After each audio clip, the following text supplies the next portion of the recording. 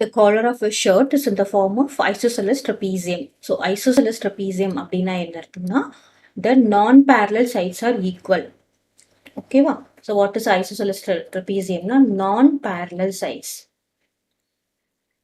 Non-parallel sides ஈக்குவலா இருக்கிறது தான் நம்ம என்ன சொல்றோம் ஐசோசெலஸ் ட்ரபீசியம்.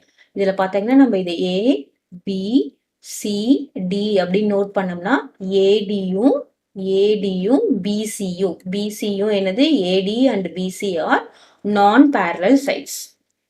அது ரெண்டும் ஈக்குவலா இருந்தா தான் நம்ம என்ன சொல்லுவோம் ட்ரபீசியம் சொல்லுவோம். பேரலல் சைட்ஸ்னா என்னது நம்ம எக்ஸ்டெண்ட் பண்ணிட்டே போனா எங்கேயும் மீட் ஆகாது. ஸோ நமக்கு இப்படி இருக்கிறது வந்து பேரலல் சைடு கிடையாது. So these are non parallel sides. Next இப்போ என்ன சொல்லியிருக்காங்க parallel sides is 17 centimeter and 14 centimeter. Find and the distance between is 4 centimeter. Find the area.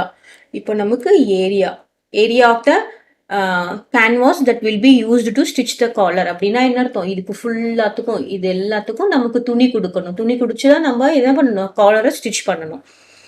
அதுக்காக எவ்வளோ ஏரியான்னு கேட்டிருக்காங்க. What is the area of trapezium is equal to half into height into A plus B. What is A plus B? A and B are parallel sides. So this is A and this is B. Okay va? இது AD யும் BC யும் non-parallel side, AB யும் CD யும் parallel side. இப்போ நமக்கு என்ன இருக்கு half into height என்ன கொடுத்திருக்காங்க 4 cm. அப்புறம் parallel side என்னது 17 plus 14 cm. That is equal to இது நம்ம கேன்சல் பண்ணலாம் 1 2 is 2 2 2s are 4. அப்போ என்ன வரும் இங்கே 2 cm. அப்புறம் 17 plus 14 என்ன வரும் 17 plus 14 is 11 remainder 1 31. இங்கே 31. So 31 multiplied by 2 is 62. இங்கே சென்டிமீட்டர் இருக்கு இங்கேயும் சென்டிமீட்டர் இருக்கு ரெண்டுத்தையும் மல்டிப்ளை பண்ணா என்ன வரும் square centimetre. So 62 square centimeter is the area of canvas required to stitch the collar.